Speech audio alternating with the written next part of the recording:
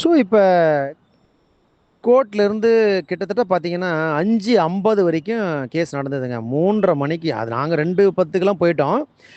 3:30 மணிக்கு நம்ம case start ஆகி 5:50 வரைக்குமே கேஸ் வந்து போயிட்டு இருந்தது. அவ்வளோ பெரிய ஆர்கியூமெண்ட். நான் ஏற்கனவே சொல்லியிருந்தேன், மிகப்பெரிய ஆர்கியூமெண்ட் இன்னைக்கு இருக்குது அப்படின்னு சொல்லியிருந்தேன்.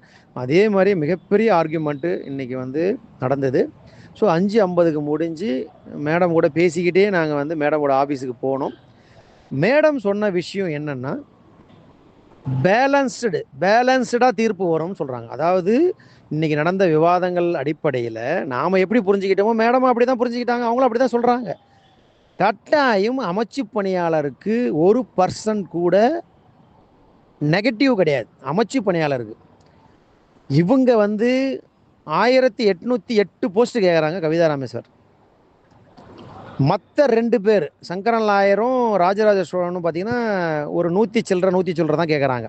கவிதா ராமேஸ்வரம் மேடம் மட்டும்தான் 1808 1808 கேட்குறாங்க. இப்போ ஏஜி வந்து என்ன சொல்ல போறாரு அப்படின்றத பார்த்துட்டு பேலன்ஸ்டா தீர்ப்பு வரும். ஏன்னா எக்ஸாம் எழுதி காத்துட்டு இருக்கோம் அப்படின்ற விஷயம் அவருக்கு தெரியுது. நான் உங்களை பற்றி அவருக்கு தெரியுது.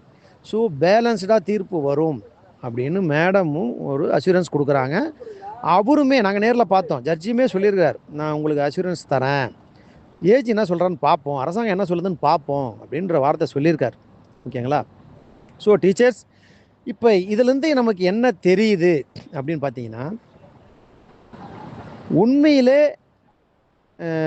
இன்னைக்கு வந்து ஆர்கியூமெண்ட்டுக்கு முன்கூட்டியே இன்னைக்கு என்ன ஆர்கியூமெண்ட் எதிர்தரப்பில் நடக்க போகுது அப்படின்றத முன்கூட்டியே நம்ம சென்னை கார்ப்பரேஷனை சேர்ந்த சாதிக் சார் வந்து மிகப்பெரிய அளவில் ஒரு ஹெல்ப் பண்ணியிருந்தார்.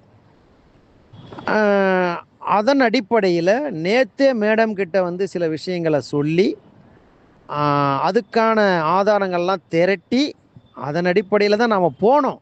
ஆனால் கடைசியில் எதுவுமே அங்கே எடுபடலை.